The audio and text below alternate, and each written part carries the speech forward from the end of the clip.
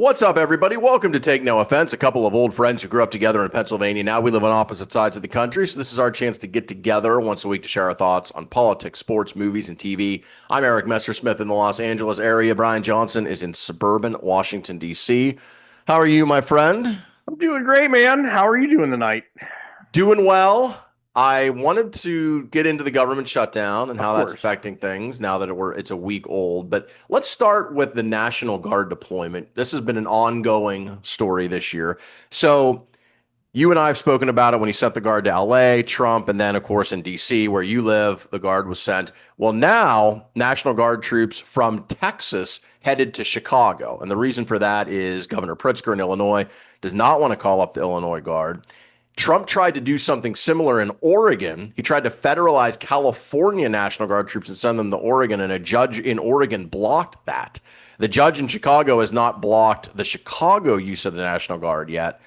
But all of this is because of protests and sporadic, I would say, light violence outside of the facilities, especially in Portland. It's been a little more violent and chaotic in Chicago. There was an ICE vehicle that was rammed.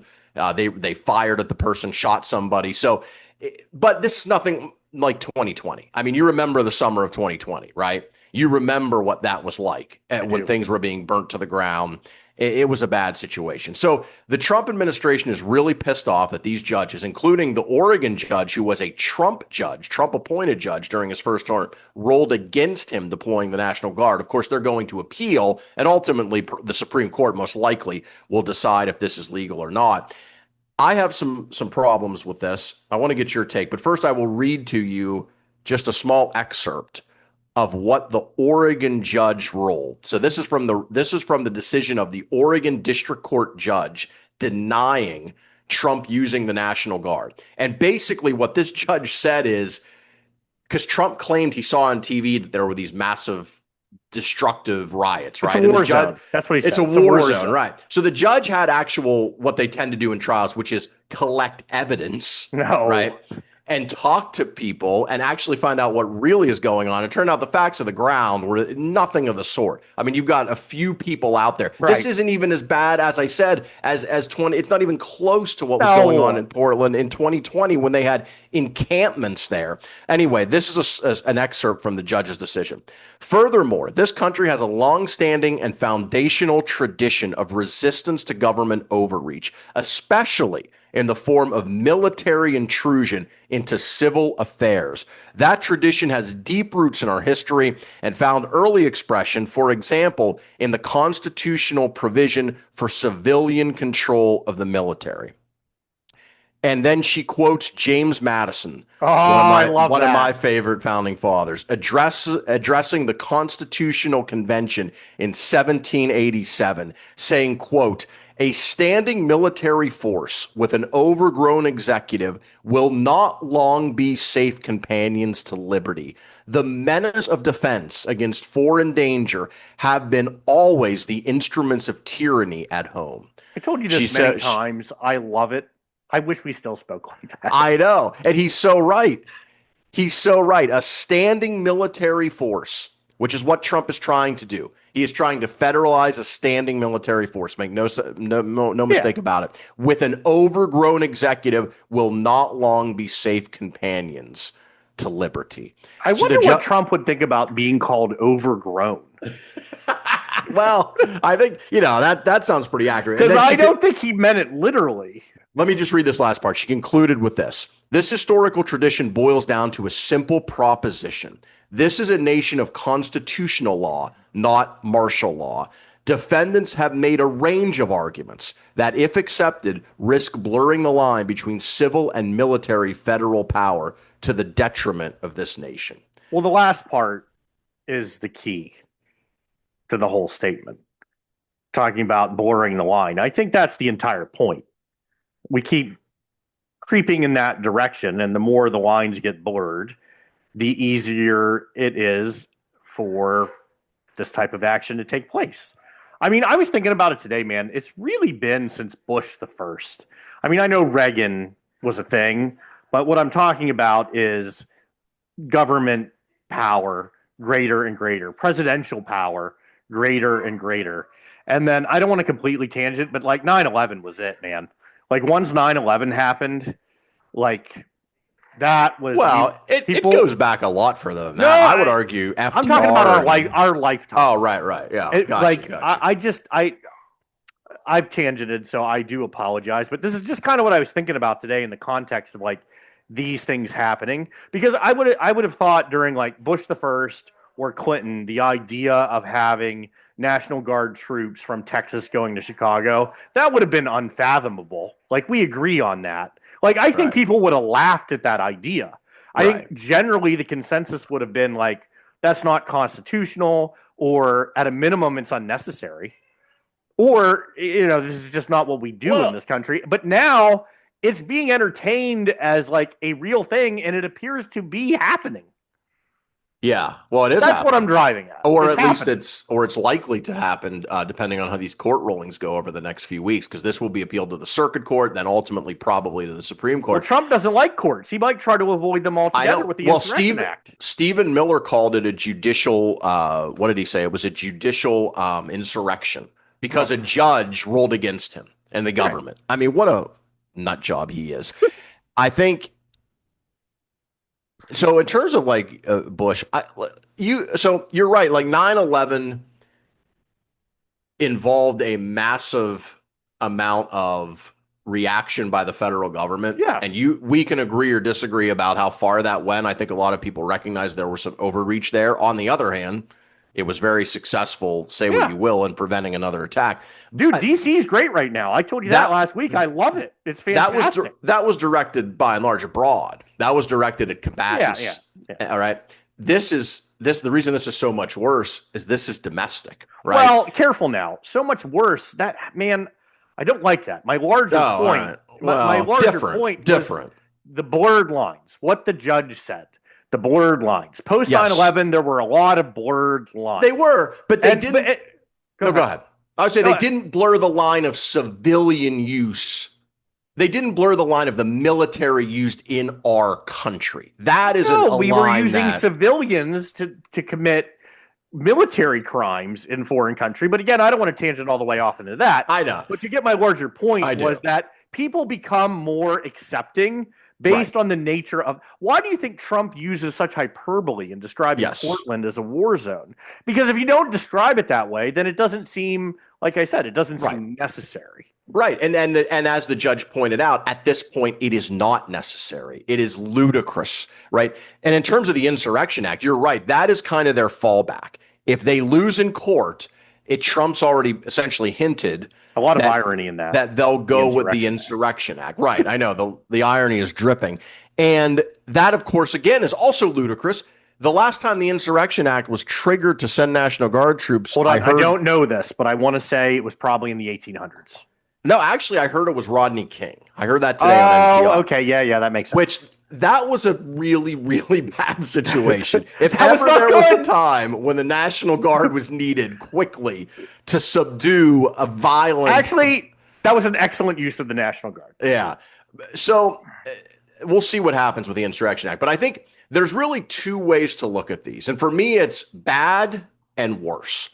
Bad is setting the precedent of sending the National Guard anytime, mostly to, let's be honest, Democrat states that Trump feels like there's any kind of even the slightest justification in order to just exert his executive power, overruling governors, mayors, local police chiefs, and essentially usurping that power in order to have his own kind of standing army. That's bad.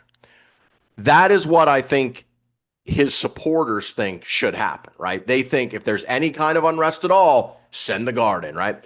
To me, the worst, and I don't know if this will happen, but I think this is what people fear, and I think there is some legitimate fear to this, is that he will, once, as you say, we get used to this. Yeah, right. And once You're it conditioned. happens all the time, Havelock thought. then they will send it to potentially, I don't know, oversee elections, oversee the counting of ballots, quell unrest when people maybe protest election results that aren't legitimate. Now, again, I know that sounds like hyperbole to some people, and conservatives will say you're Well, it is crazy. the Pandora's box argument. But the man literally tried to steal an election.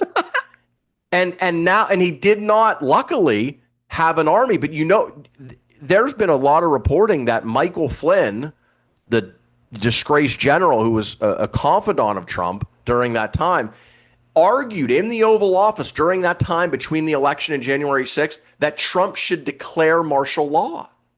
And he and others felt they should declare martial law, seize the voting machines, and have the military guard them. And that, of course, luckily was rejected by the sane people in the administration at that time, of which there were still some. Now it's Stephen Miller. So now if Michael Flynn came to Trump with that idea, let's say after the 26 election or after the 28 election, is it crazy to think that that's in play? Based on the track record, I don't think it's crazy. So my point is, it's bad even if that is not the end result. Even if the end result is only Trump usurping power to federalize the guard when it isn't necessary and, in fact, in violation, I would argue, of the Constitution and of our traditions in America. That's bad. Even if it never gets to the point that the scenario I laid out earlier, it's bad enough just at that level. I don't know. I think my larger point is I think the perception, and I hate doing it this way, but the perception is like these radical changes happen very quickly. Where what I'm really driving at is they don't. Like they actually take decades of time to go by. So with that being said, I think my larger point is I don't like the direction that we're heading. Like whether it's Democrats, Republicans, or whomever, the government overreach, for the lack of a better term, it's a bit concerning. Yeah, there's a saying, and I don't know where it originated. I should look this up because I think it's a saying that's kind of sums up what you're talking about. And I think the setup was, how did something bad happen? How did this revolution happen? And the saying is a little bit at a time Yeah, and then all at once. exactly. And I think that's how these things happen. I think what you're describing is a long tradition that goes back 100 years of the executive branch grabbing more and more More power. power. I would Yeah. say too much power. And part of that is because the legislative branch, and we see that in this administration, just completely is basically gives it up partially. They're like, yes, take the power, Yeah, because for I agree now. with you. Right, because I agree with you politically, take the power. But that's the little bit at a time. Yeah. Trump is an order of magnitude different. That's the point. Like you can agree or disagree with the usurping of power that all these other presidents did. But nothing like we've seen in Trump 1.0 even is nothing like we've seen in these first 10 months. I mean, I could give you example after example after example of Trump pressing for power in extraordinary ways, in ways that Joe Biden and Barack Obama and George W. Bush and Reagan and Clinton would have never even dreamed of. And now here we are. And the Well, only just thing very quickly. the only thing, the thin line holding it back right now is sure as hell is in Congress. It is the courts. I'm asking you a genuine question because I don't know the answer to it. What you just said, why was that the case? Why do you think those previous leaders weren't as bold, maybe not the greatest word, but emboldened as Trump has been in these last 10 months? Well, that's where you get into value judgments, and I know that this is, to some people this would be considered a very controversial thing what I'm about to say, but I think that for people who are fair, it's plain as day, because those presidents, despite their flaws, and I want to be clear, they had flaws, which you and I have gone over on this podcast ad nauseum. They all fundamentally believed in the rule of law, in the separation of powers, in the history and traditions of this country. Donald Trump doesn't really believe in those things. And I think that is your answer. Okay. That is why. And so they push the boundaries at times, sure. but not in the ways that Donald Trump has, not in trying to federalize the guard over the will of the government, of the mayor and the governor, not in terms of firing members of independent boards and commissions without cause, like Trump is trying to do, not in terms of using the misusing, I would say, obviously, the emergency authority with tariffs to implement this ridiculous tariff regime that I think is pretty clearly unconstitutional. In instance after instance after instance, Trump, what Pam Bondi, and we could talk about this next, and the Department of Justice are doing. I mean, he literally said, Pam. I mean, he Yeah. addressed the post to her. Some people think it may have been a private message that accidentally was posted, but either way, he literally said, Pam, prosecute my political enemies. And then he fired the prosecutor who wouldn't do it and installed a loyalist who did, against the wishes of all the career officials in that office. Uh, Say what you will about Bill Clinton or Bush or Obama or Biden, they would have never done anything like that. I also think part of it is like Clinton had Newt Gingrich, he had an adversary on the other side that was maybe not of equal profile, but had a high enough profile in in the public eye that, you could have those arguments. Barack Obama, who was the guy that smoked all the time? They were actually close friends. I can't remember his name. Oh, Uh, John Boehner. John Boehner. You Well, I had don't think they were close friends, but I mean, they got no, no, along. no, no. But they Yeah. got along. Is my larger point.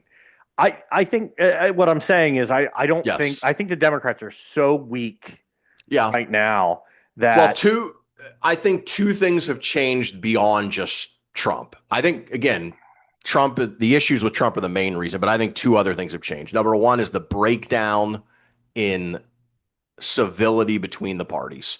I mean, Ronald Reagan and Tip O'Neill, who was the Democratic Speaker of the House, famously would drink together. Like yeah. it was, and they would fight like hell during the day. That was the old expression. And then Democrats and Republicans would go out and get drunk at night in the 80s. And that is gone. And the parties are so Well, they had a polarized. common goal.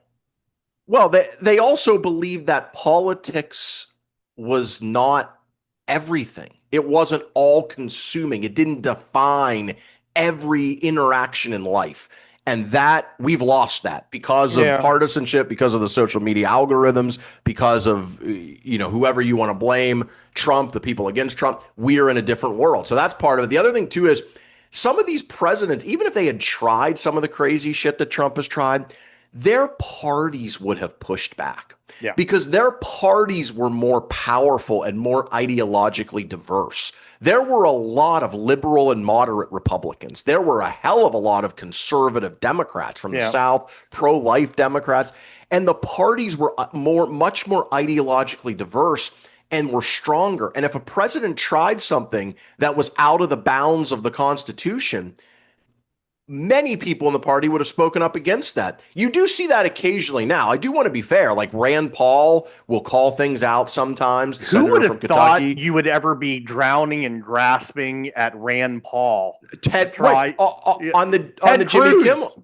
Ted Cruz on the Jimmy Kimmel thing on the FCC. So it happens in one-offs here or there still today. But before there would have been if the FCC would have tried something like this in the 80s or 90s, there would have been 15 Ted Cruzes, on the Republican side.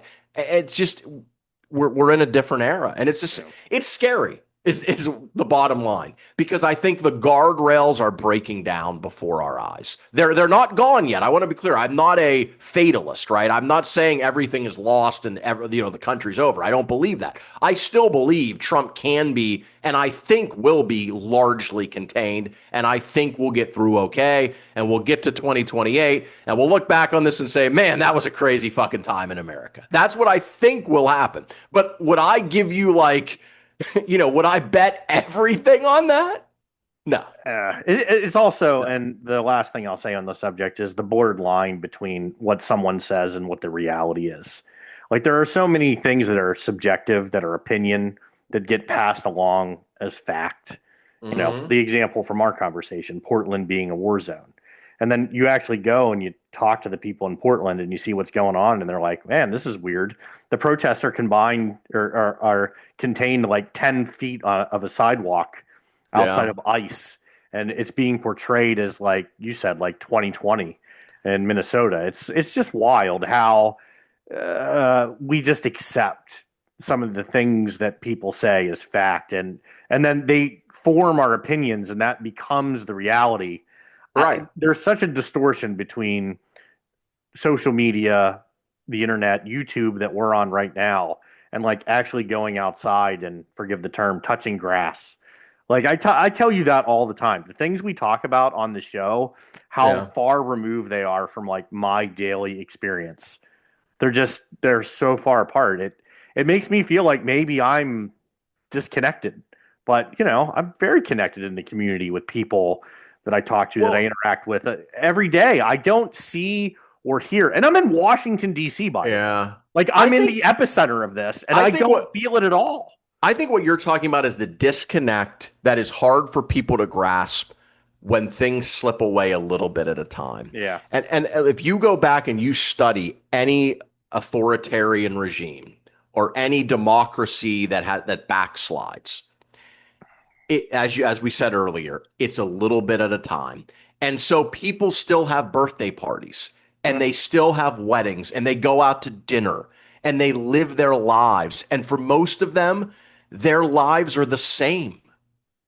But at the same time, some of the fundamental things about their country are slipping away. And that's a hard dichotomy to grasp, I think, for us, is that those two things can interact at the same time. Your life can be great, pretty much the same as it was before. Everything's wonderful, it doesn't affect you, and yet over here, your neighbor's affected, right? Down the street, something's going on. I said that a little bit with the ICE and the immigration thing. Yes. I definitely, in talking to people that, I've known for years and years that are immigrants, and how afraid they were. So I love that example. I just so we can close the loop on this, the popular paraphrase of the line "gradually, then suddenly," a little bit at a time, and then all at once, is from Ernest Hemingway's 1926 novel "The Sun Also Rises." There you go. Look at that. Look at you providing the research. I knew I heard it somewhere. I knew it was a wise person who said You it. read that book, I'm sure you did. I have not, but I knew the quote. I That gets me to Pam Bondi, the Oh Attorney God, General, who's been so disappointing. Like really? there were people. Oh, The thing about her, like for instance, when I I looked at love the how you're Trump, disappointed. Go ahead. well, I'll tell you why. Because when I looked at the Trump cabinet nominees, I had like there were four or five that were just blatantly unqualified. Sure. Hegseth, RFK Jr., Tulsi Gabbard, I would argue Kash Patel. No, you don't have to argue because you're right. Pam Bondi doesn't fit in that category. Like she is qualified to be the Attorney General. She was the Attorney General of Florida. She's a lawyer, clearly a very smart woman. And so I was hoping that, okay, you say what you have to say, you get confirmed, to say what you need, but yet maybe she would be able to offer some pushback because we saw it in Trump's first term. Remember Jeff Sessions, the senator from Alabama who was Trump's first attorney general? He lasted like 3 months and got fired. That was an odd fit. Remember Bill Barr? I do remember Bill Barr. Pushed Bill back, Barr had Bill Barr, say we love him or hate him, when Trump came to him and asked him about the claims of election interference in the quote unquote stolen election in 2020, he told Trump it's bullshit. We looked into it and it's bullshit. And that's what where I'm saying. the hell like is Bill Barr. Yeah, where's Bill Barr? I would give This is what I anything mean. Dude, the for people Bill Barr we're right talking now. about, Ted Cruz, Bill Barr, people that politically I'm so far away from. Like I said, it's like you're drowning and you're just grasping for the Yes. buoy that is Bill Barr. I would give anything for Bill Barr right now. I would, because he had integrity. Again, you may not like him, you may disagree with his view, but he wasn't beholden to the cult, right? Pam Bondi, we knew she was. I thought Bill Barr was dead. He's still alive. He's alive. I Yeah, almost killed Bill Barr. Sorry. when Pam Bondi testified today, we already knew this, but I saw clips of her testimony in front of the Senate. Many of these senators were asking her legitimate questions about Epstein, about the $50,000 that Tom Homan allegedly accepted in cash on tape, and then the investigation was dropped, about all kinds of different things related to Jeffrey Epstein, and yet she wouldn't answer hardly any of the questions. Instead, she just started attacking the senators for totally unrelated things. It Yeah, but was, that what a great strategy. I mean, there's no way to say I love you, Donald Trump, than by making arguments that he would make. Mhm. Like that's what I took away from it. That was like amazing. Is like I've never heard a lawyer in a Senate hearing sound more like the person that they're apparently like a puppet of. Like that's the accusation. They're saying you're a puppet of Trump, and my God, it was like looking in a blonde haired female mirror the way Yeah. that she was arguing. The whataboutisms, the deflecting, that like dude, that is like for me, like I'm only a lawyer on Facebook, not in real life. But like her conduct during this hearing was It was terrible. disgraceful. It And was especially disgraceful. especially because of her job. That's the thing. Like she's the Department of Justice traditionally in modern times and in much of American history, there's been at least a wall of separation. I mean, people pointed this out. I heard somebody point this out the other day. There was reporting that Biden was pissed at Merrick Garland, right? And somebody used that as a justification to say, well, see, look, Biden was influencing the Justice Department. But it actually proves the exact opposite Right. because the only reason we know about that is it was said in private. And Biden didn't say it to Merrick Garland, he said it to aides. Biden was sitting in the White House with the power of the presidency. Say what you will about his faculties, he still had the power. And he knew enough to know that Merrick Garland was slow walking the investigations into So January he didn't 6th. have dinner with Merrick Garland the night Right, before they prosecuted a political opponent, is what you're right. saying. And he didn't fire the people who were stalling the investigation. He didn't do a damn thing. That and that's good, right? Even though No, that's good. That's right. I wish Merrick Garland had gotten off his ass and appointed the special prosecutor earlier, but the fact that he didn't shows you there was a wall there, right? And yet now there's none. It's gone. And then Pam Bondi to give that it's the way that Trump has warped reality on so many issues. I mean, you can't say if you're a Republican that Joe Biden won the election in 2020. JD Vance would not say that during the vice presidential debate shamefully. You can't acknowledge climate change. You can't say anything really bad about Trump or critical in any way. You have to agree with these clearly partisan prosecutions. And you have to warp your mind to do that. And the people that wouldn't do that, the people like we talked about Bill Barr, they're gone. They're gone, and what we have left is Pam Bondi, and I fear for our country. I don't think you're wrong to fear for our country. I just would again like to reiterate how disappointing today's session was. Piggybacking off of what you said about saying something against Trump and how that works. When I was a younger person, I went to Thailand. And when you get there, one of the things that they talk about is like you cannot be critical of, mock, or like make fun of the royal family. And I remember as a young person, first of all, I don't even know who the royal family is. I just came to Thailand to have a good time. But like that was something that was reiterated over and over and over again. It's like I don't know if you saw this Riyadh Comedy Festival thing. I don't know if we'll get to it tonight, but there's been a lot of criticism of Bill Burr and Dave Chappelle and everyone else because bone saws and etc. But they do offer big bags of money, which in defense, no one offered me a big bag of money. Yeah. My point being is one of the restrictions on the comedy festival is that you can't be critical of the royal family. But other than that, there weren't really any restrictions. You could kind of do whatever you wanted. You just couldn't make fun of, poke fun at the royal family.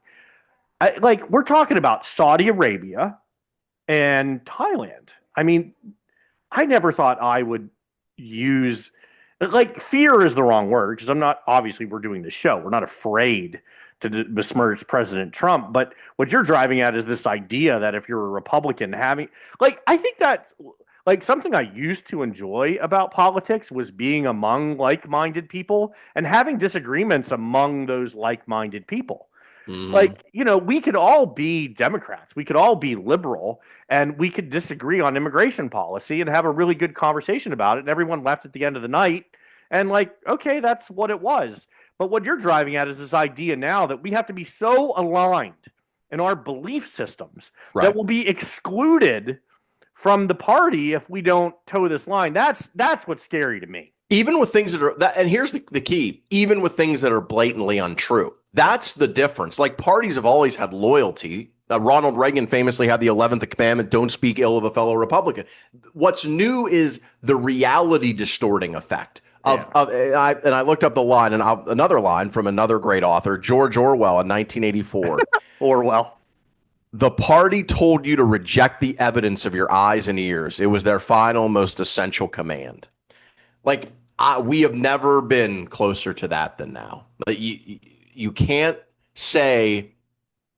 I heard Pam Bondi today saying that it was disgraceful that they looked into January 6th, the Justice Department, and launched an investigation. There were senators, a phone, this has come up. I think it was 8 Republican senators. Their phone records were collected, and Lindsey Graham was up there. Yeah. He was one of them. He was pounding the podium. How could you do this? Well, look, we don't know all the details yet, but my guess is what will come out is the reason that their phone numbers and phone records were released isn't because the content was collected. In fact, there's no evidence they collected content at all. They weren't eavesdropping on the calls. The reason they collected their phone records is because they charged Trump with a criminal conspiracy to overturn the election, and he was conspiring and talking to some of those senators in the lead up to January 6th. That's why their numbers are. I'd be willing to bet a large amount of money. We'll find out. That is why their phone numbers were on there, not because they were the targets of an Right. investigation, but because they were caught up communicating with the target, which is Donald Trump and his associates, who were clearly, everyone knows. I mean, it's on tape. He said to the Secretary of State of Georgia, I Yeah. need find me 11,000 votes. He pressured people to not accept the results in Michigan, to vote down the results, the true results of the election. He called them to pressure them, fake electors. Like again, You, we can you, argue about whether that's criminal conduct or yeah. not. A jury would have decided that, but at the very least, it's really fucking bad. Well, dude, you Really mentioned bad. 1984. The thing that will never cease to amaze me is how the ability of the Republican Party to dismiss January 6th. It's unbelievable. I saw 2 people arguing on Facebook today when I was on Facebook, and a guy was like, "Oh, you make such a big deal out of January 6th. Literally one person died." Like, here's the thing. If we talked about something that happened and like we talk about the civil rights movement, right? Like, I wasn't alive. I didn't experience the civil rights movement. Like, if you were around, I have to take your word on it. The way you're Yeah. describing it, the way things happened. I was on January 6th. I watched it myself on live TV. Like, I'm in Washington, D.C. I had friends that were there at the Yeah. Capitol building. Like, Yeah. what do you mean? Why? Like, it wasn't a big. Like, it's insane to. It is. Anyway, I No, just it's incredible what they accomplished and their ability to make that yes. real to people. That is amazing. And my point is, it happened. We all saw it together. But how It's we saw 2 totally different things is incredible. but I would argue we saw it for what it was in the beginning pretty much universally, and then the narrative was changed. So Well, I think that's how that has to work. initially people understood what it was, and Trump was persona non grata even in the Republican Party at that point. And then the narrative, they skillfully and manipulatively, I think over time changed the narrative. And that's the most stunning political development of my lifetime I agree. is the way that has been changed and whitewashed. And by the way, more than one person died. Officer Snicknick, I think is his name. He died the next day, and the But he person, didn't die that day, so easy right, now. the person who performed the Get your facts autopsy, right. Do your research, Eric. right, the person who performed the autopsy said it was likely that the damage that it was inflicted on him the day before contributed to his death. Several other officers committed suicide who were there that day and the weeks and months after. Maybe it was because of that. Maybe it wasn't. Other people died that day on the Capitol grounds of health emergencies, heart attacks and whatnot. They died. That three or four other people died that day. So it was more than just one. But yeah, that to me, that's the most stunning political development of my lifetime. And it's the thing that makes me the most scared for our country because the ramifications of it essentially were it was okay to try to steal an election because it didn't succeed. And that is why I am so nervous about 100 years from now, 2028. that's going to be the wildest law ever. Like how, like I think in 100 years, people are going to look back and be like, it just how it's going to be historically confusing. Well, I hope you're right because that would mean that we have come to realize what it was. We will Because 50 because years the from other now. the No, other that'll happen. the other alternative is that's the start of taking us into a completely different country where that kind of thing is normal and accepted.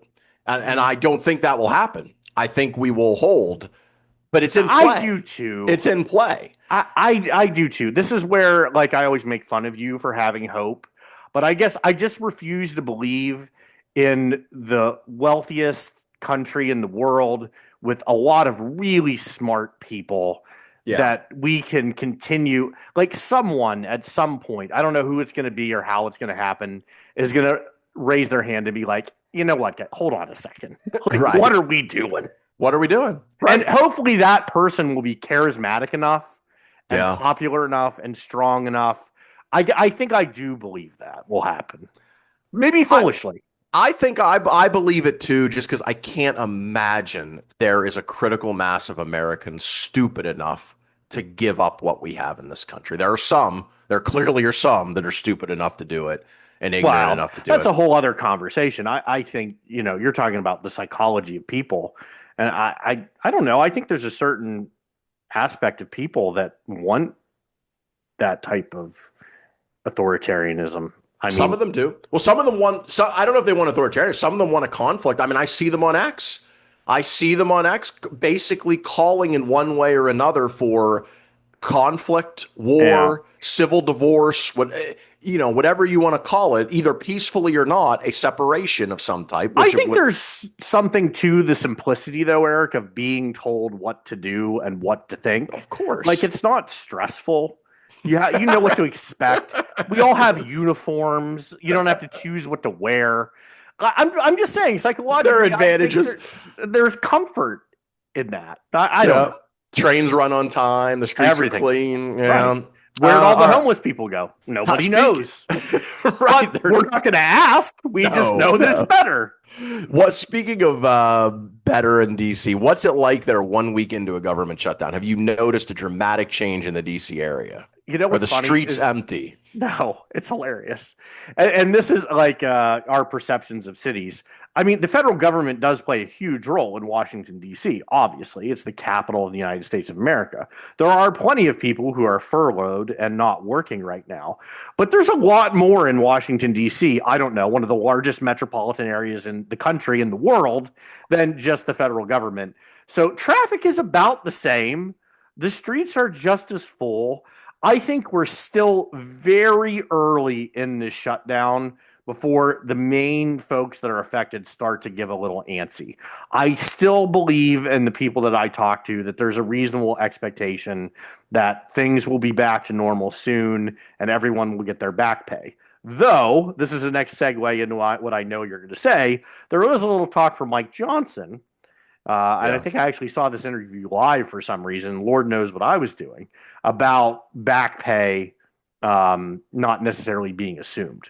Right. Oh, so in 2019, there was a law signed by Trump that guaranteed that essentially it was thought that it guaranteed in a shutdown that all federal employees would get their back pay.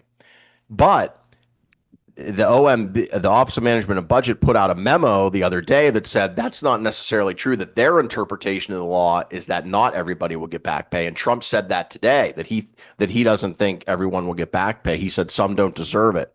He said that He said that Jesus he has, Christ. yeah, and they're laying out a schedule. They're going to lay out a schedule of mass firing of non-essential employees. There's a lot of talk about that in the next few days. And here's the big thing. Next week is when the paychecks are supposed to go out. Yes. They went out last week. So everybody's been paid so far. But next week, I think on the 15th, is when the military and the federal employees are supposed to get paid. If those checks don't cash, if we're not open by then, that's when you're going to see it. Also, I don't know if you saw this today. You had the beginning for the first time of really massive delays in a bunch of airports Yeah, around the I did country see that. Yeah. because air traffic controllers are first of all, we have a shortage of them to begin with, and then they're calling out of work because they're essential employees, so they're working but not getting paid. So we've got hours long delays at a bunch of airports all over the country. So this first week, I would say, has been relatively easy. The stakes have been All low. I'm saying. Yeah, And so low I just stakes. I wonder who will blink when the pain starts. Normally, the party that blinks is the party that forced the shutdown, which in this case is the Democrats. But if you look at the public opinion polling, all the polls I've seen, more people by a double digit margin blame Trump and the Republicans than blame the Democrats. And so you and I said last week, I think we agreed that although we were sympathetic to the Democrats' strategy of forcing a shutdown, we both thought it was a little premature. I thought they should have done it in November Yeah. when the Obamacare We premiums do were agree out. on that still. And I still stand by that. But I will say I'm surprised, A, the Democrats are sticking to their guns, B, that they're doing so well in the polling vis-a-vis Trump. And it seems like they're making their arguments are getting through. In fact, this was from Marjorie Taylor Greene today on X. Not a single Republican in leadership talked to us about this, meaning the Affordable Care Act premiums going up at the end of the year, or has given us a plan to help Americans deal with the health insurance premiums doubling. We have to do something about the absolutely insane cost of insurance for Americans. Chuck Schumer went on the Senate floor and said these words. Representative Green is absolutely right. He said, I think this is the first time I have ever said that. And Chuck Schumer said that on the Senate floor today. Like, so again, I'm not saying the Democrats have won this by any means No. because the screws, as we've talked about, have yet to be really turned. The I next love week, how you but they're- mentioned 1984 during this show. And Yes. we're talking about Marjorie Taylor Greene and Chuck Schumer in agreement on something. It feels like a novel. Yeah. Look, again, Marjorie Taylor Greene is one of the people, again, I agree with her on very little, but I do give her some credit because she is in that category like Rand Paul who will push back. And she's pushing back here and saying, wait a minute, like the health insurance premiums are going to double or more for many, many people on the Affordable Care that are Act at the impacted end of in her this year. jurisdiction, especially. Right. And these are by and large, these are Republican voters. Republicans Party's the working class party now. And that's same thing with the Medicaid debate we had months ago. And so I think this is even though I didn't love the Democrats forcing it at this time, and even though I thought they were a little premature, I have to say they're doing better than I thought so far a week into this. That's a fantastic quote by Chuck Schumer. That's the first time. Yeah. That dude, that's amazing. His exact quote was, I think this is the first time I said this, but on this issue, Representative Green said it perfectly. Oh, you never know. So we'll see. But next week, when you and I get together again, that's when the rubber will hit the road because will be the day the checks will be missed and you will start to see all hell break loose. Especially people get so mad with airport delays. Like that is a thing. If airports are all across the country have massive delays by next week, people are going to be up in arms, dude. Just imagine if this drags into November, all the Thanksgiving and holiday travel and everything. It'll be a nightmare. Yeah. We may not have any air traffic controllers by then. I know, right? They might just all be like, let me know when you open back up. I mean, it's a pretty shitty deal to be like, yeah, you have to work, but we're not going to pay you. Like, no, thank you. I think there's a word for that. What's the word? when you Oh, have to work and you're not you're getting not paid. paid. Yes. Yeah, there is a word for that. Dark history there. All right, Brian, we have about 10 minutes left or so. Let's turn to sports. Let's start with Major League Baseball. We are a week into the playoffs. First round's already over. We're halfway through the second round. I haven't really been watching too much, but I know you have. Give me what are the storylines or that you think or the big developments that you have seen so far that interest you? Is it the Yankees potentially being swept? Is that the big thing? I mean, they're playing right now. I have it. I have it on. Remember when people used to say it's on the TiVo? Is TiVo still around?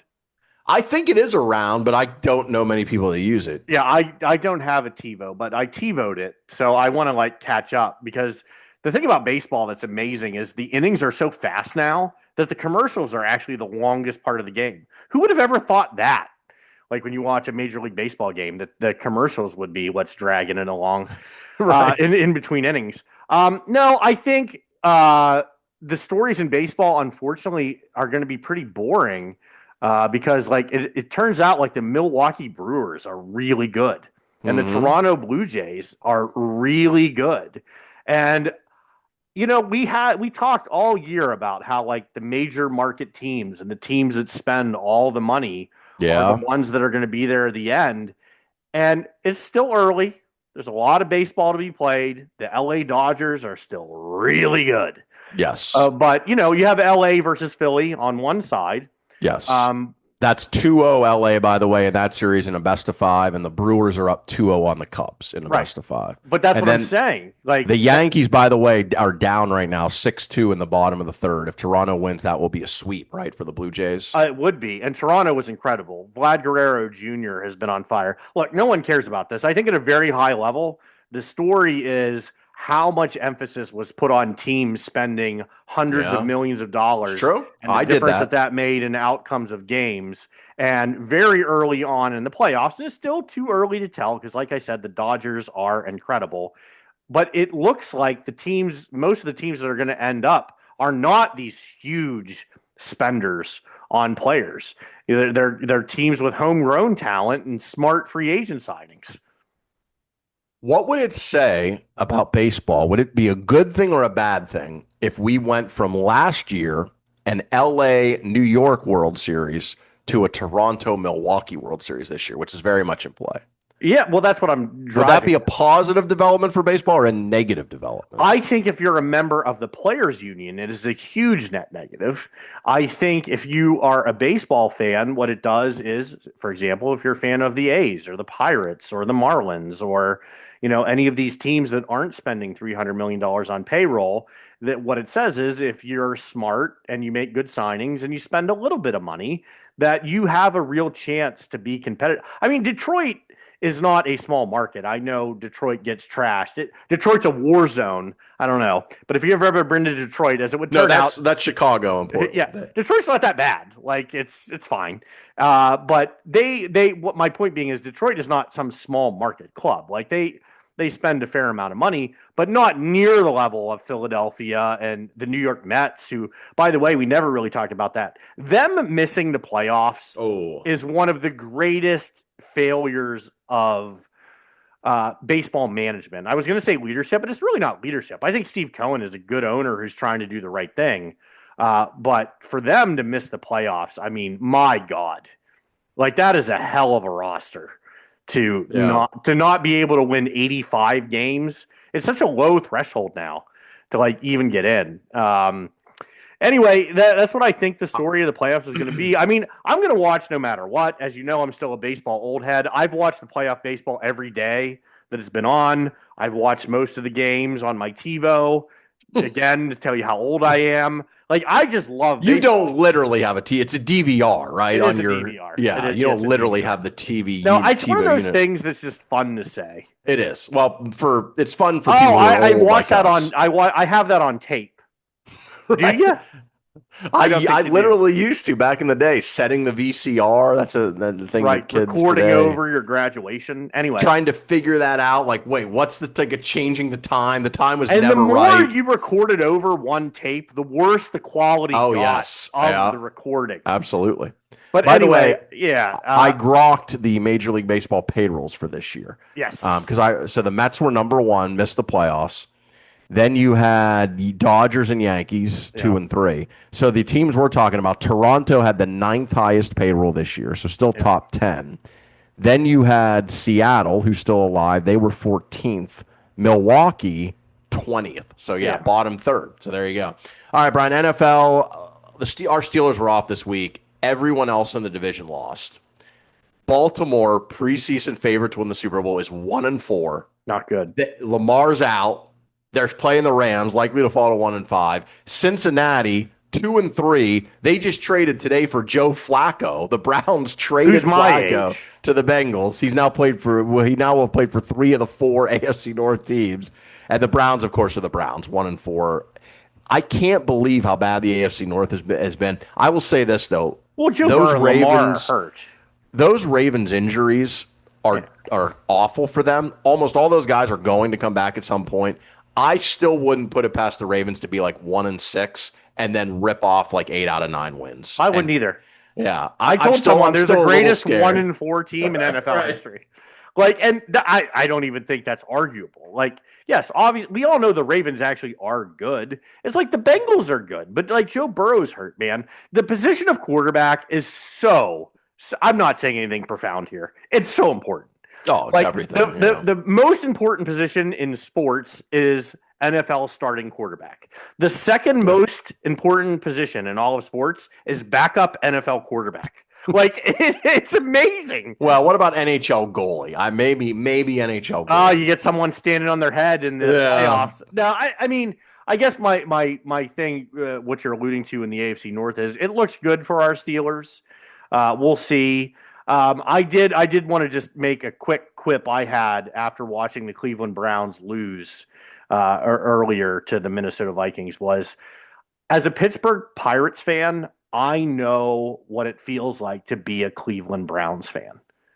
Like if you're a fan of the Pittsburgh Pirates, just the losing, the ways you find to lose, like basically Right. like having no hope whatsoever that you're ever going to be good. And the amazing thing about the Cleveland Browns is their level of incompetence over 3 decades since they went back to Cleveland is almost historic in sports. And what's historic about it is you are in a salary cap sport. You have the same amount of money to spend as everybody else. If you're bad, and they've been very bad, I believe they had a season where they won 0 games. You get the number 1 pick. They're saying, come on, be good again. Yeah. Like it's incredible. Like, did you watch? That would have been like 6 a.m. Oh yeah, You didn't I watch, got up at 6:30 a.m. for the Steeler game the week before, but not for the this week for the Browns, Browns Vikings now. Vikings. But Do I you will like say those that games in Europe? no, because of the early start, I'm going to miss them out west. But I think but I will say this: it's not the ambiance is great. I thought the Ireland game was cool when the Steelers played. So I'm fine with it, even though I'm probably not going to watch most of them. I think the difference is the Browns have hope. They have some good young players. Oh yeah, including their now. We talked about training camp is interesting. We talked about the 5 hold on. quarterbacks. You said had. they have hope. What's funny about that? My last comment on my thread was at least the Browns have hope. They do. Because as a Pirates fan, you don't have any. But I said I'm not sure if that's better or worse.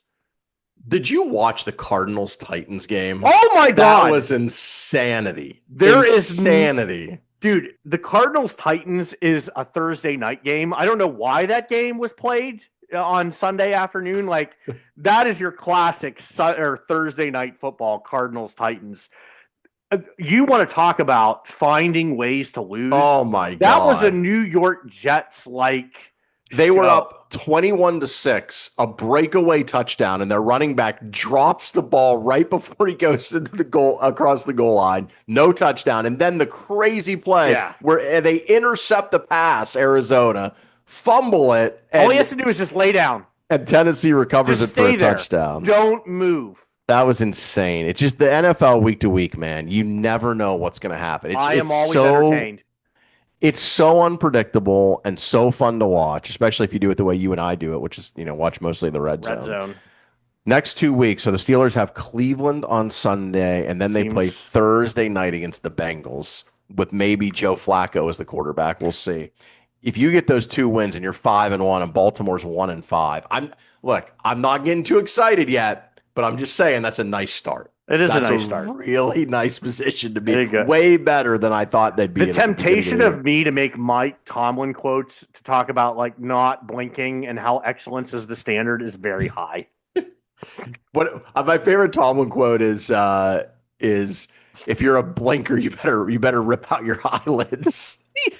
He's like, we don't blink. If you're a blinker, you better rip off your eyelid. I love Mike Tomlin. I The like Mike Tomlin standard is the too. I standard. I do like for him to be around as long as he has It's and incredible. not gotten stale is pretty He's incredible. he's top 10. I think he's 12th now all time in wins in the NFL. Yeah. I mean, that's incredible. Like all time. Yeah. That's a I long mean, time. All time is a long period and of he time. hasn't even been coaching for 20 years yet. I think this is what, year 18 or 19? Yeah. And a lot of the coaches in front of him coached for 20, 25, 30 years. I mean, if he wins another Super Bowl or two, he will go down as one of the handful of greatest coaches in the history of the NFL. And rightly so, despite his flaws, where Which there are many. I'm still nervous as hell about his clock management and some of his strategy decisions. But the standard is the standard. Yes, that's what I'm saying. That's my temptation. Look, you're talking about Tomlin getting one or two more Super Bowls, dude. I just the thing is, it's right now for the Steelers because Aaron Rodgers is not getting younger. That's true. So and TJ Watt is not either. It's like, I'll end it with and Cam Hayward. Yes, it was a bold, but as it would turn out, great strategy to kind of go all in this year. Yeah, because Watt and Hayward are getting older, but the defense is still good. Trading for Jalen Ramsey, bringing in Metcalf, getting Rodgers. It's so different than what the Steelers normally do. But now that they're 3-1 and it looks like they have a really good chance to win the division, it turns out it was a great decision. And by the way, I just checked on this. Mike Tomlin is tied for 11th in career coaching wins in the NFL with the great Chuck Knox. Wow. He needs 4 more wins to get to 10th place all time, which is Dan Reeves. And here's the crazy one. With 9 more wins, with 7 more wins, which is in play this year for sure. Definitely, because that would only be 10. So I think this is going to happen. 7 more wins. He will tie a gentleman by the name of Chuck Noll for 9th on the all-time wins list at 193. Incredible. Do you know what Chuck Noll's regular season winning percentage was in NFL history? See, here's the thing. I don't know the answer to this, but I'm going to say I'm going to guess. Do you think it's higher or lower than Mike Tomlin's? Oh, I think it's lower. Right. You are correct. The reason I say that is the Steelers were not very good when he came there, and they were not very good when he left. Right. And also, they played so much less games than they do now. I think it was 14 regular season games, and now there's obviously 17. Right. But I would have said lower, just knowing the history of the Steelers. It's 57%. I was going to say 55%. For Mike Tomlin, 63%. He's never had a losing season. But again, I'm not trying, like, obviously Chuck Noll, 4 Super Bowls. Okay, I'm not saying that Tomlin has the legacy of Chuck Noll. I'm just saying that I bet a lot of Steeler fans who hate on Tomlin are not familiar with these numbers. No. And, by the way, I'm just trying to look at this list here of the winning percentages of the top 20 coaches in league history. George Halas, Papa Bear, won 68% of his games over 40 years. Well, that sounds right, though, because of how dominant it was a different time. He started his coaching career in 1920. So to say it was a different time is a bit of an understatement. Yeah, but how about Bill Walsh is probably really high. How about Don Shula? 68%. Yeah, but that sounds right. Incredible. People forget because the Dolphins have been a disaster, not unlike the Cleveland Browns for the last 30 years, that the Dolphins were once one of the best franchises in all of professional sports. Absolutely. During the 70s and 80s, running into the early 90s with Marino. Absolutely. They had an undefeated season. And Don Shula, by the way, other than Paul Bryant, best winning percentage. You have the list, and this is not a fun game for anyone listening, but it's a fun game for me. Okay. I want to guess some other coaches' top 20 winning percentages of all time. How many wins or how many games do they have to have coached to qualify? Do you want percentages or total wins? No, percentages. Because total Let wins me, is not fun because that's pretty easy. well, according to this is Football Reference. They they just include basically anyone. Well, it's So anyone. Jimmy John. Well, no, because he started out terrible. But Bill Walsh is on there. so Vince they have Lombardi. the minimum of all their top 20 is 4 years. Okay, so Tom Landry. Tom Landry is not on the list. Bill Walsh was my first guess. Bill Walsh, not on the list. George Seifert. George Seifert. Yes, he's number 20. Wow. Why am I so bad at this? Tied for 19. Give me like the top 10, just real All right, quick. here we Rattle go. them off. Number one, I'd give you $1 million if you got this one. A gentleman I've never heard of by the name of Guy Chamberlain, who coached in the 20s, won 78% of his games. Okay, get out of here. But then we have some names. John Madden, Yes, number 2. That's a great one. Wow, I missed that one. A gentleman by the name of Vince Lombardi is number 3. I said Vince Lombardi. Oh, you did? Okay. I did. George Allen, number 4. Yeah, that makes sense. Number 5 is Nick Sirianni. Wow. Only in his 5th season. One of the dumbest people in the world is top 5 winning in the NFL. Another coach from the 20s is number 6. Nah. A guy from the 60s who I've never heard of named Blanton Collier. 69%. Dave Coulier from Full House. Another guy from the 30s. Then George Halas. Jim Harbaugh is 10th all time. That checks out. 68%. Because Jim Harbaugh has won everywhere he's been. Don Shula. Yeah. Paul Brown. Yeah. Tony Dungy. Yeah. Matt LaFleur, another active coach. Coach from the 50s, Jim Lee Howe. Then more active coaches, Sean McDermott, Kevin O'Connell, and Andy Reid. Andy Reid. What a career. I should have got Andy Reid. You want to talk about someone who Andy Reid's been incredible. Did you watch the Kansas City game? No, I was out. On Monday Night Football? I saw a little bit of it. That was another just great game. All right, we got to go, but do you have any final thoughts? No, dude, we ran 9 minutes long. I appreciate your patience with me because I love a good list. I know it's right? not good for like podcasts and it's not good for radio, but some of my favorite conversations are what we just did at the end there. Like if we would have been drinking beer at a bar, that would have been our conversation. That's what I love. I love a list. Maybe we should just do a show where we just go over lists. That would be our least listened to and least watched. We did do a list show where we did our top 10 TV shows. Oh yeah, shows of all time. Yeah, and that was good, but it was one list, not just a show of lists. And it was our list that we put together, not just reading a list. Yeah. All right, that'll do it for this show. Make sure you like and subscribe to the podcast and also to our show, which is on the Everybody Settle Down YouTube page if you want to watch the video and see our beautiful faces. For Brian Johnson, I'm Eric Messersmith. Thanks for being with us. We hope you enjoyed the show, but if not, please take no offense.